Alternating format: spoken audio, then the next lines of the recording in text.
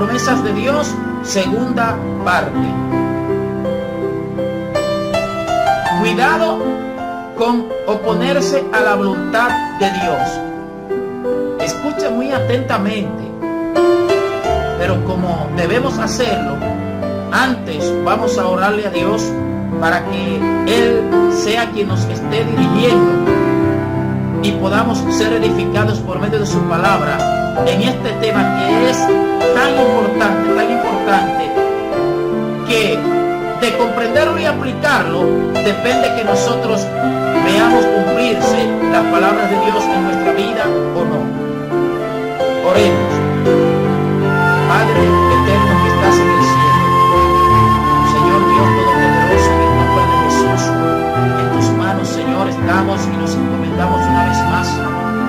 Ahora te pedimos, Señor, que tu Espíritu Santo, Señor, fluya a través de nosotros con la enseñanza de tu palabra. Señor, que los principios, Dios mío, que vamos a compartir a partir de este momento sean impregnados en el espíritu, Señor, de la radioaudiencia. Señor, y que ellos y ellas, Padre Santo, sean hombres y mujeres, Señor, que cada día avancen con pasos firmes, esperando el cumplimiento de tus planes y tus propósitos en su vida, en el nombre de Jesús. Repetimos que vamos a continuar con el tema cómo conquistar las promesas de Dios, segunda parte. Cuidado con oponerse a la voluntad de Dios. Queremos que ustedes presten mucha atención a este tema. ¿Usted sabe por qué? Porque si nosotros no lo comprendemos esto, sobre todo en el principio, cuando Dios comienza el cumplimiento de un plan de Él en la vida de un hombre o de una mujer, en el mismo inicio, los seres humanos pensamos que Dios va a cumplir esos propósitos a la forma como nosotros estamos acostumbrados a que las cosas se cumplan. Si no entendemos que Dios viene con una forma diferente, que Dios viene a cambiar nuestro sistema de pensamiento, que Dios viene a pasarnos a nosotros de hombres naturales a hombres espirituales, porque para poder comprender y obedecerle a Dios es necesario pasar de lo natural a lo espiritual, en cuanto al sistema de pensamiento, en cuanto a la forma de ser. Por eso Romanos capítulo 12 versículo 2 dice que nos transformemos por medio de la renovación de nuestro entendimiento para que comprendamos cuál es la voluntad de Dios, buena, agradable y perfecta. En el principio, muchas personas, cuando Dios les dice que Él va a hacer esto o aquello en sus vidas, comienzan muchas veces a tomar decisiones por ellos mismos, porque ellos entienden que es así como Dios va a operar. Ahora resulta que muchas veces Dios nos deja que tomemos ciertas decisiones y permite que con esas decisiones que tomemos fracasemos. ¿Qué busca Dios con eso? Busca que nosotros nos detengamos a reflexionar, a meditar y que concluyamos en que no es como nosotros determinamos o pensamos que debemos conducirnos, sino que debemos renunciar a dirigirnos por nosotros mismos, a tomar decisiones por nosotros mismos, para someternos a la voluntad de Dios. Hay personas que fracasan y fracasan y fracasan, que toman una decisión, fracasan, vuelven y toman otra decisión y fracasan, y nunca se detienen a meditar por qué es que están fracasando. ¿Sabes por qué es que fracasan ese tipo de personas? Porque no han comprendido que Dios quiere que ellos entiendan que es según Él que deben conducirse, no según ellos. A mí me pasó hace como 7 años aproximadamente, me pasó algo similar. Tomé una decisión y no era una decisión mala, pero era una decisión natural. Todavía en ese momento no entendía que Dios tenía una forma diferente de operar, de obrar.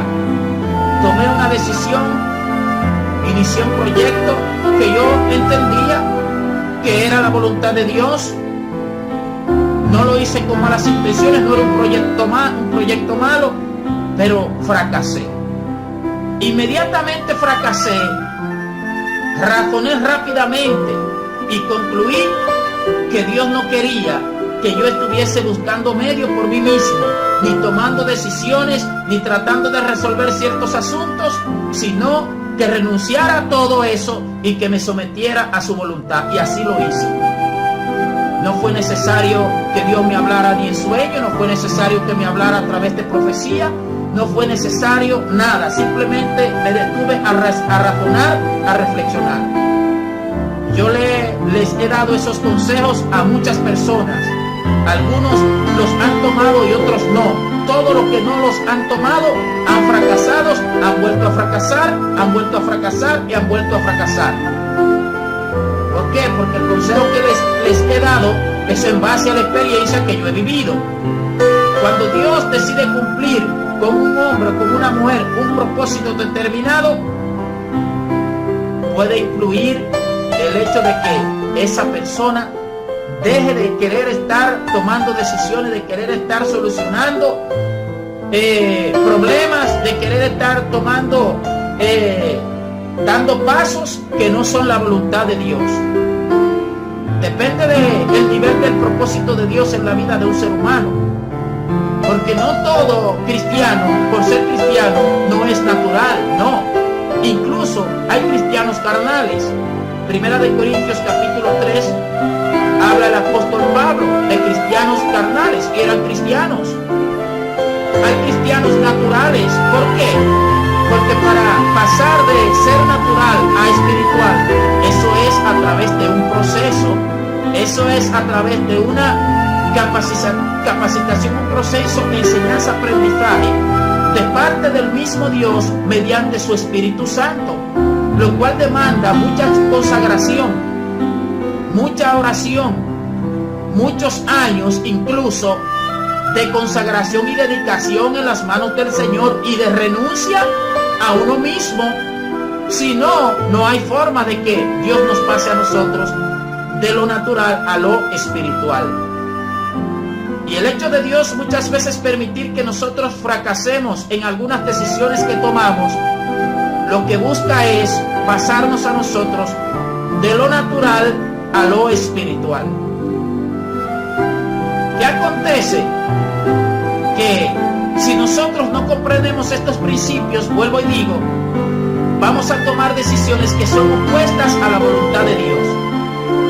Cuando Dios está trabajando en un hombre, en una mujer, o en un joven, o en un adolescente, en un ser humano en sentido general, cuando Dios está trabajando en un ser humano en sentido general, repito, es importante que este ser humano renuncie a vivir según él, según ella, y se someta a la voluntad de Dios en obediencia.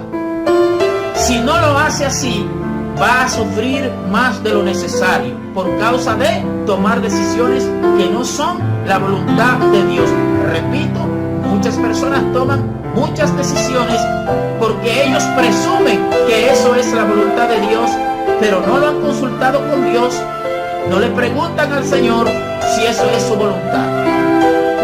Entonces, cuando Dios va a trabajar profundamente en un hombre o en una mujer, normalmente la voluntad de ese hombre o de esa mujer tiene que morir para que reine y nazca la voluntad de Dios en su vida. De lo contrario, las decisiones que se oponen a la voluntad de Dios traen problemas, traen sufrimientos innecesarios, y vamos a verlo como un ejemplo que está en la Biblia. En Números capítulo 11, versículos 4 al 9, en la Nueva Versión Internacional, leemos la Biblia lo siguiente: queja del pueblo en Kibrot Hatabá. Al populacho que iba con ellos le vino un apetito voraz. Y también los israelitas volvieron a llorar y dijeron: ¿quién nos diera carne? ¿Cómo echamos de menos el pescado que comíamos gratis en Egipto? También comíamos pepinos y melones y puerros, cebollas y ajos. Pero ahora tenemos reseca la garganta y no vemos nada que no sea este maná. A propósito, el maná se parecía a la semilla del cilantro y brillaba como la resina. El pueblo salía a recogerlo y lo molía entre dos piedras, o bien lo machacaba en morteros y lo cocía en una olla, o hacía pan con él. Sabía a pan amasado con aceite. Por la noche, cuando el rocío caía sobre el campamento, también caía el maná. La voluntad de Dios en ese momento y en ese tiempo era que el pueblo comiese maná, un alimento que él mismo le enviaba del cielo. No era que ellos comiesen puerro, ni cebolla, ni ajos, ni melones, ni pepinos. No. En ese momento la voluntad de Dios era que el pueblo comiese de ese alimento, de ese maná que él le mandaba directamente. Pero ¿qué hizo una gran parte del pueblo? ¿Qué hicieron? Se resistieron, se opusieron a esa decisión de Dios. Así acontece muchas veces en nuestra vida. Usted podrá decir: bueno, pero yo no he hecho eso, ¿por qué? Yo no he salido de Egipto. A propósito, quiero hacer también hacer notar que aquí está refiriéndose a un acontecimiento que le pasó al pueblo de Israel, a los hijos de Jacob, cuando se habían multiplicado y Dios los había sacado de Egipto. Ellos iban camino a la tierra prometida. La tierra prometida para nosotros, la verdadera, es la Jerusalén de arriba, es la salvación, la morada eterna de Dios. La Canaán de aquí, terrenal, literal, con su capital Jerusalén, luego era una figura de la Jerusalén celestial. Así que aquí está hablando de asuntos en la tierra, pero en realidad es una figura de lo espiritual, de lo eterno, de lo celestial. Entonces, Dios había decidido enviarle este alimento del cielo. Dios también les había especificado que para cada día recogieran la porción de ese día. Solamente el viernes, como el sábado, el Shabbat o día de reposo, era día de descanso, no se podía trabajar. El viernes debían recoger el doble, para el viernes y para el sábado. ¿Qué hacían muchas personas? Que siendo lunes, martes, miércoles o jueves, recogían más de lo necesario. ¿Qué pasaba con eso de más que recogían? Se volvía gusano. Pero además de eso también estaban desobedeciendo a Dios. No solamente que se le volvía gusano el alimento que recogían de más, sino que también estaban desobedeciendo a Dios. Y eso es muy peligroso, desobedecer a Dios. Aquí el pueblo se queja. Muchas veces nosotros nos quejamos y muchas veces el enemigo trata de confundirnos, y la misma carne trata de confundirnos a nosotros, cuando por causa del propósito y del llamado de Dios estamos siendo procesados, estamos enfrentando adversidades, dificultades, escaseces. Muchas veces comenzamos a quejarnos y a decir que antes estábamos mejor, que antes ganábamos X cantidad de dinero en tal empleo, que antes hacíamos esto o aquello. Pero no nos damos cuenta que lo que nos está pasando en el momento no es producto de la casualidad, ni es porque nuestra situación está peor, sino que Dios está obrando, Dios está trabajando en el cumplimiento de la promesa, del propósito que Él de antemano ya ha hablado. Aquí el pueblo estaba anhelando lo que había quedado atrás. Estaban pensando en los alimentos, estaban con su mente en las cebollas, en los puerros, en los melones y en los pepinos. Pero se les estaba olvidando al pueblo que en Egipto ellos estaban esclavos, estaban esclavizados. Asimismo, muchas veces el cristiano, cuando acepta a Jesucristo como el Señor y Salvador de su vida, comienza muchas veces a meditar y llegan muchos a creer que en el mundo estaban mejor, porque se le olvida que en el mundo estaban esclavos del diablo y del pecado, y que estaban muertos en delitos y pecados, que estaban presos en cárceles espirituales. Entonces nosotros tenemos que entender las cosas como debemos entenderlas, desde la óptica y desde la perspectiva de Dios. Nunca, cuando Dios está trabajando en un hombre o una mujer, si ese hombre o esa mujer está en obediencia, nunca nada de lo que Dios haga o permita en la vida de esas personas es para mal, sino que es para bien. ¿Qué acontece muchas veces? Por eso es importante comprender este tema. Los principios bíblicos, aplicándolos a nuestra vida, nos ayudan a nosotros a avanzar, a crecer, y cierran las puertas a la duda y las puertas al diablo y a los demonios. El Señor los reprenda.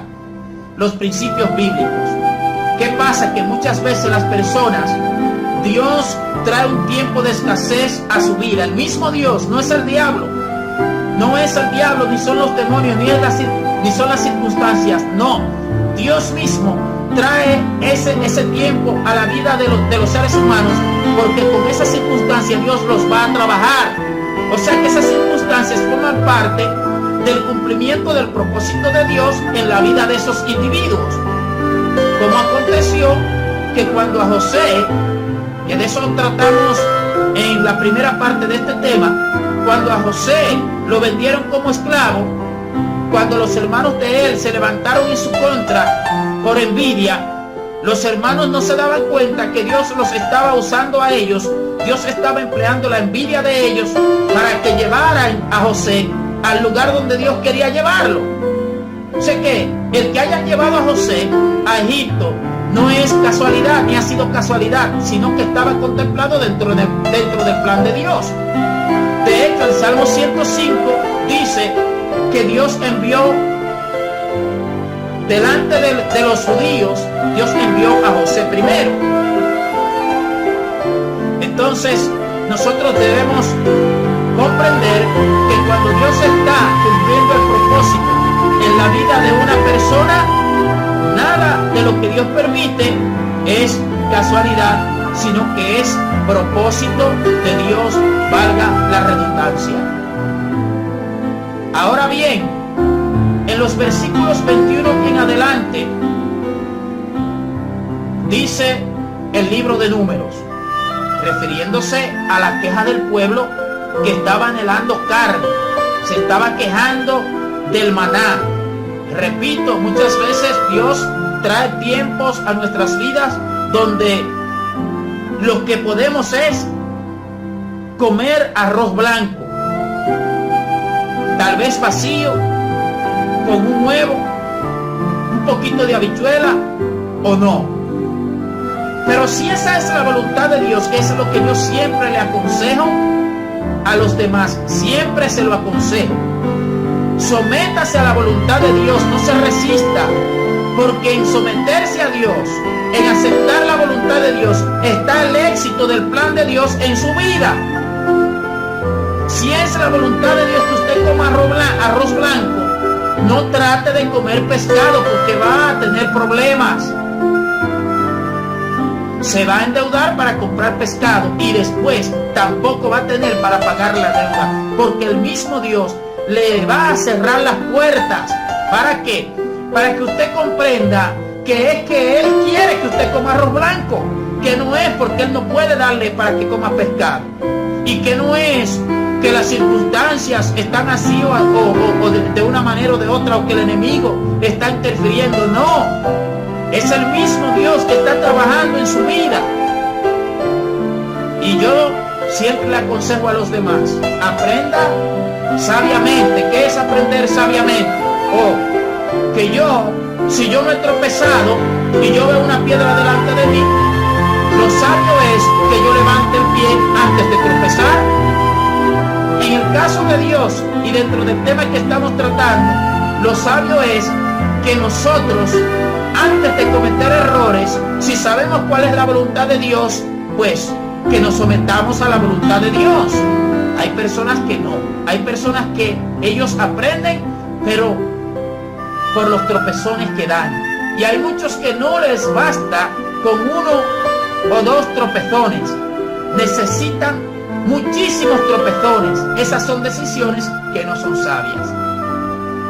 Versículos 21 en adelante, recuerden que estamos en el libro de Números, capítulo 11, hablando acerca de una etapa del pueblo de Israel, o del cumplimiento de Dios con este pueblo, de la promesa de Dios con este pueblo. La palabra de Dios se cumple. Versículo 21, Moisés replicó: me encuentro en medio de un ejército de 600,000 hombres, y tú hablas de darles carne todo un mes. Aunque se les degollaran rebaños y manadas completas, ¿les alcanzaría? Y aunque se les pescaran todos los peces del mar, ¿eso les bastaría? El Señor le respondió a Moisés: ¿acaso el poder del Señor es limitado? Pues ahora verás si te cumplo o no mi palabra. Note lo siguiente, que hasta Moisés aquí, en esta ocasión, dudó de si Dios tenía poder para alimentar a toda esa gente. No estamos acusando a Moisés, no. Pero lo que vemos claramente de estudiar este pasaje es eso. Por eso le dice: les alcanzaría. Y aunque se les pescaran todos los peces del mar, ¿eso les bastaría?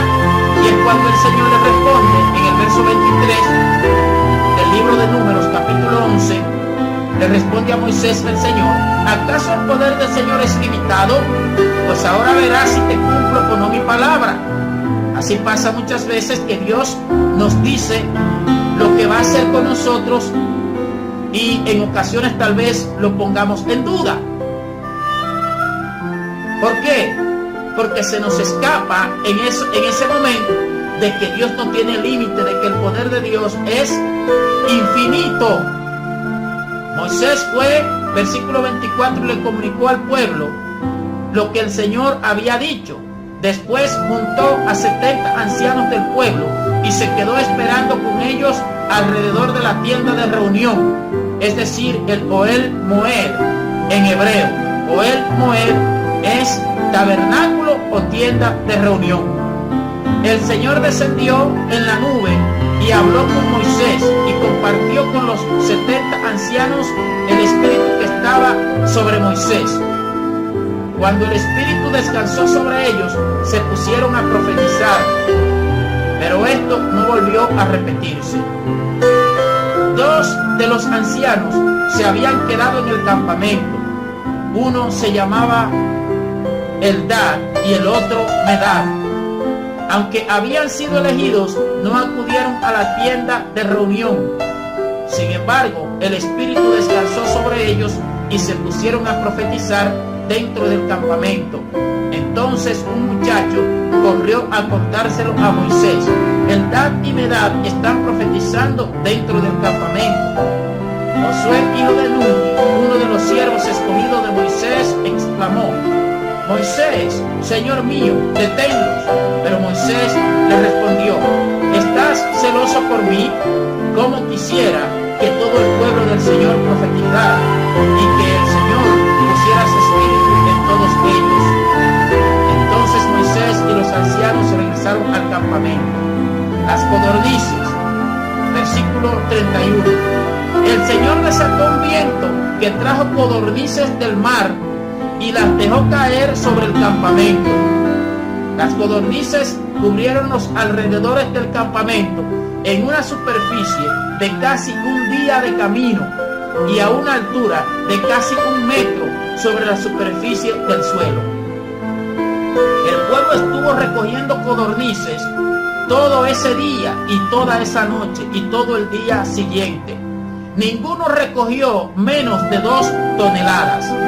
Una tonelada son 2.000 libras, según el estándar que se emplee, o 2.200 libras. Así que cuando dice aquí que ninguno recogió menos de 2 toneladas, estamos hablando de que ninguno recogió menos de 4.000 libras, o sea, muchísima carne, muchísima. Después las distribuyeron por todo el campamento. Pero escuche lo que dice el versículo 33.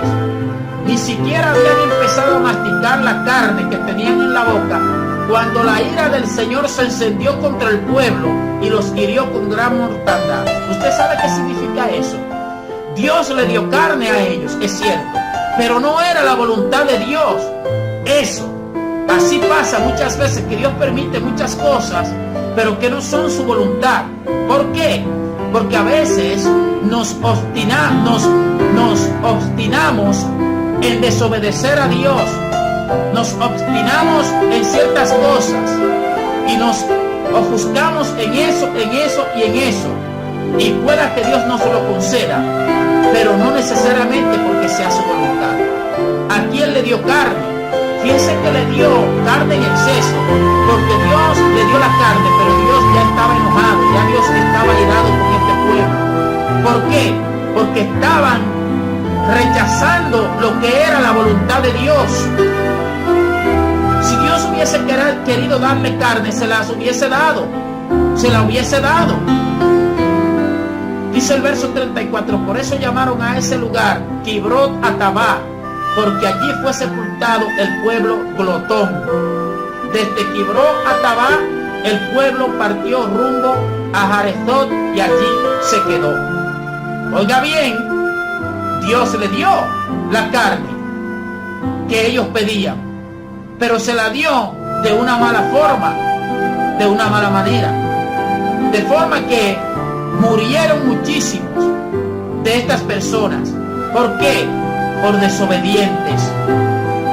A nosotros tal vez Dios no nos haga comer carne hasta que la vomitemos, pero sin embargo pueda que sí, que nos permita tomar decisiones que se vuelquen en contra de nosotros. Es importante esto, someterse a la voluntad de Dios, no resistirse. Otro punto, la duda puede impedir el cumplimiento del plan de Dios. La duda puede impedir el cumplimiento del plan de Dios. Eso pasó con el pueblo de Israel, pero eso también puede pasar con cada uno de nosotros si nos obstinamos en desobedecer a Dios, en no someternos a su voluntad y permitirle que Él cumpla su promesa. Escuche esto, cuando Dios hace una promesa, cuando Dios habla, da su palabra, Él se compromete consigo mismo. El cumplimiento de eso que Él hable es un compromiso primeramente consigo mismo, y es un deseo que Él expresa, es una voluntad que Él manifiesta, por lo cual cuando nosotros nos oponemos, de cualquier forma que sea, cuando nos oponemos a ese deseo, a esa voluntad que Él manifieste, nosotros nos estamos oponiendo a que Dios haga lo que Él quiere hacer. Así que al pueblo de Israel le pasó que por oponerse a la voluntad de Dios, la promesa del Señor no se cumplió en ellos, se cumplió en los que crecieron, pero en ellos no se cumplió.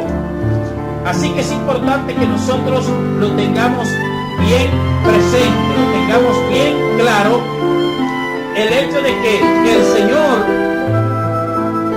lo que Él promete, lo cumple, pero nosotros tenemos que permitirle a Él que esas promesas se cumplan. Así que este pueblo pidió a Dios carne, pero Dios no quería que ellos comieran carne. Dios no quería que ellos comieran cebolla. Si hubiese querido, se la manda. Dios quería que ellos comiesen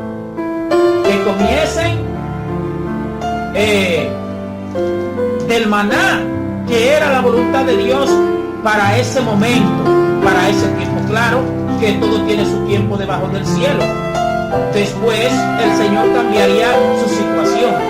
Pero entre tanto eso acontecía, ellos debían permanecer siendo obedientes a Dios, dejándose llevar por Él. Así que nosotros tenemos que tener mucho cuidado con las decisiones, con los deseos, con lo que anhelamos, cuando el Señor está trabajando en nosotros. En el Salmo 95, la Biblia relata qué pasó con este pueblo de Israel cuando salió de Egipto, cuando se obstinaron y decidieron cambiar su corazón y decidieron dudar de Dios. El Salmo 95 nos dice: vengan, cantemos con júbilo al Señor, aclamemos a la roca de nuestra salvación, lleguemos ante Él con acción de gracias, aclamémoslo con cánticos, porque el Señor es el gran Dios, el gran Rey sobre todos los dioses. En sus manos están los abismos de la tierra, suyas son las cumbres de los montes, suyo es el mar, porque Él lo hizo, con sus manos formó la tierra firme. Vengan, postrémonos reverentes, doblemos la rodilla ante nuestro Hacedor, porque Él es nuestro Dios y nosotros el pueblo de su prado, somos un rebaño de su cuidado. Si ustedes oyen hoy su voz, no endurezcan el corazón como en Meribá, como aquel día en Masá, en el desierto, cuando sus antepasados me tentaron, cuando me pusieron a prueba a pesar de haber visto mis obras.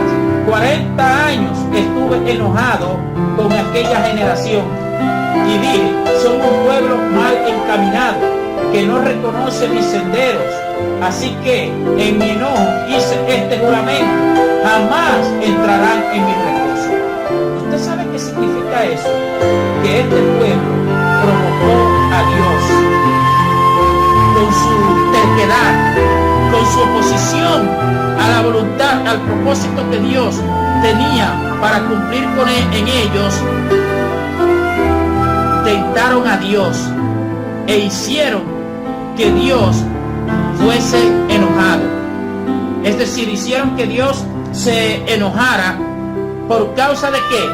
Por causa de dudar de Dios. Así que nosotros tenemos que tener cuidado. ¿Y qué dice? Dice que Dios juró en su ira que no entrarían en su reposo. Por 40 años estuvo Dios enojado con ellos. ¿Por qué? Porque dudaron de Dios, porque se opusieron a su voluntad, porque no quisieron permanecer confiando, creyendo en el Señor. Así que nosotros tenemos que entender que Dios es Dios, y Él es lento para la ira, grande en misericordia y que se duele del castigo. Pero Dios no va a estar permitiéndonos a nosotros toda una eternidad que nosotros estemos rebelándonos contra Él, tomando decisiones en contra de su voluntad, impidiéndole que Él cumpla su propósito en nosotros, dudando, desconfiando, blasfemando, hablando cosas que no debemos, dudando de su palabra, dudando de su promesa. No, si eso acontece y nosotros no nos detenemos a tiempo, posiblemente entonces Dios desista de su plan y nosotros nos vamos a perder de ese regalo, de esa bendición que Él había pensado cumplir en nosotros. ¿Por causa de qué? Por causa de la terquedad que puede el ser humano generar Así que es muy importante esto. Es muy importante esto, que nosotros recordemos esta historia del pueblo de Israel, que le fue muy mal. Le fue muy mal. ¿Por qué le fue mal? Por desconfiar, por dudar de Dios. Así que debemos tener bien presente este punto y someternos a la voluntad de Dios. No resistirnos a lo que Dios determine. No actuar según nosotros, según San yo, como dicen algunas personas, sino someternos humildemente, como hizo Jesús en Lucas 11, 39 en adelante, cuando se acercaba la hora crítica donde lo iban a apresar, iba a comenzar a padecer en carne viva los sufrimientos del pecado, y él dice la palabra que estando en esa situación oraba más intensamente, y era su sudor como grandes gotas de sangre. Pero ¿qué dice? Que arrodillado, orándole al Padre, le dijo: Padre, si pasa de mí, si fuere posible, pasa de mí esta copa, pero que no se haga mi voluntad, sino la tuya. Entonces Jesucristo estaba orándole al Padre, pero era una oración sumisa, una oración donde Jesucristo estaba dispuesto a aceptar la decisión que el Padre tomara. Así debemos nosotros también estar dispuestos. Sí, podemos orarle al Señor, podemos pedirle a Dios, pero entender que Él es soberano, entender que las decisiones de Él son perfectas y son justas, y que nosotros debemos humildemente y obedientemente aceptarlas y recibirlas, no oponernos a ellas. Repito que muchas personas sufren más de lo necesario. Hay muchas formas de sufrir y muchas causas de sufrimiento, aún en un cristiano. Puede sufrir por estar siendo probado, puede sufrir porque está enfrentando una batalla espiritual, puede sufrir también porque él tome decisiones que no debió tomar. Entonces tenemos que tener cuidado, tenemos que sufrir, pero solamente lo necesario, lo que Dios determine que suframos, no que nosotros por estar tomando decisiones alocadas, pues suframos innecesariamente. Porque a veces los seres humanos creemos que Dios actúa como actuamos nosotros, por entusiasmo, por una emoción, por una ilusión. No, Dios no trabaja así. Dios trabaja por decisión. Dios no tiene ningún tipo de estabilidad, de inestabilidad, sino que es estable, es firme. Entonces, los seres humanos tenemos que entender que Dios trabaja de forma precisa y que en sus planes y sus propósitos con un hombre o con una mujer van a haber circunstancias o situaciones que sí serán difíciles de comprender para el humano, pero aún así, siendo difíciles, la decisión sabia es someterse, adaptarse, ajustarse a Dios. Si no lo hacemos así, no vamos a conquistar las promesas de Dios. Recuerden que las promesas de Dios hay que conquistarlas. ¿Cómo? Bueno, creyéndole a Él, permaneciendo, creyéndole, sometiéndonos a su voluntad, padeciendo lo que Él determine que padezcamos, renunciando a actuar según nosotros mismos, que todas esas decisiones y conductas son las que nos traen males innecesarios, como yo digo. Sometámonos a Dios y nos va a ir bien. ¿Cómo conquistar las promesas de Dios? Segunda parte ha llegado hasta aquí.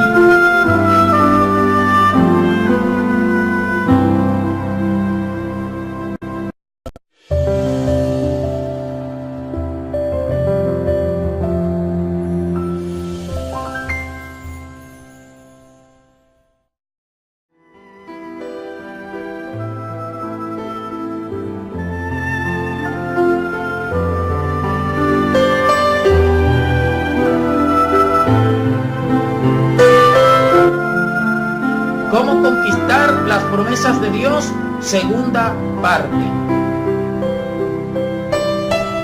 Cuidado con oponerse a la voluntad de Dios. Escuche muy atentamente, pero como debemos hacerlo, antes vamos a orarle a Dios para que Él sea quien nos estén impregnados en el Espíritu, Señor, de la radioaudiencia.